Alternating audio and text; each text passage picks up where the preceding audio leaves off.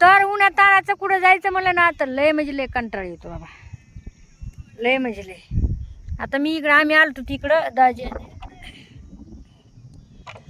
दाजीला मला चला थोडंफार व्हिडिओ काढू. पण तुम्हाला काय सांगू, एवढं ऊन लागायला लय इकडं भावनं बहिणू, लय ऊन लागायले बाप. डोंगराकडं घराकडं तरी नाही आपलं एवढं ऊन लागत, डोंगराकडं लय ऊन लागत भावनं बहिणू. बघा लोक पाळ्या पेरणी चालल्यात, लोकांच्या पेरण्या नाही पाळ्या, नांगरणं चाललंय नांगर.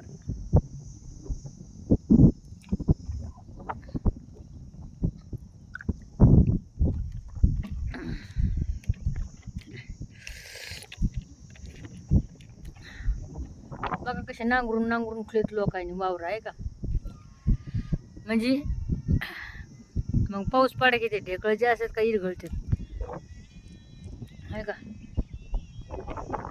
असं मस्त वाटायले. आता थोडं सवसन झाली ना, थोडं हवा यायली, छान वाटायले, मस्त वाटायले.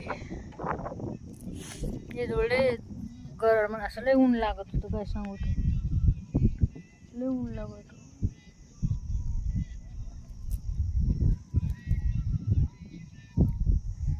झाडं कसे सुकले बघा ना,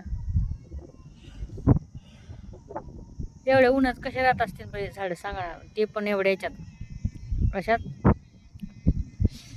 दात एवढे पिवळे कम दिसायत. मी एवढे पिवळे नाहीत माझे दात, लिपस्टिक मुळे दिसायत वाटतं एवढे आहे ना. खडकामध्ये आलंय ते झाड, खडकामध्ये याला कुठं पाणी भेटत असेल बरं सांगा बरं. बाई या मुंगी बघा बघा कसं चावायली बघा, ही मुंगी बघा बघा पाहून दिसली का बघा. आता हिला मग रक्तच प्यायचंय म्हणायला. आता बघा तिला तहान लागली वाटते म्हणून ती रक्त प्यायला लागली माझ्यावर. तिच्या वाटा नव्हती गेली मी, नालायक बेशरम कुठली. बघा की उगाच विनाकारण मग रक्त पिली. तिच्या वाटा होते का इथं शांत बसली होती. रात्रीच्याला कसं वाटत असेल बरं, इथं मस्त वाटत असेल ना, है ना होय दाजी. रात्रीच्याला कसं वाटतंय वय इथं, कुर्र आवाज येतोय. तर दाजी हे इथं आमच्या वडिलांची शेती बरं का भावना बिन नव्हता. तिकडे झेंडा दिसतोय का तो तिकडं, ते दाजी म्हणतात खोकडीचा लय आवाज येतोय. कारण की दाजी नाही इथं, म्हणजे दाजी यायचे रात्रीच्याला इथं कुठं पण झोपायचे आहे ना दाजी. रात्रीच्याला 1 वाजता 2 वाजता बघा ह्या डोंगरावर कुठं पण झोपायचे भावना बहिणी. डोंगर दिसतोय का, हे कुठं पण यायचं आणि इकडे झोपायचं.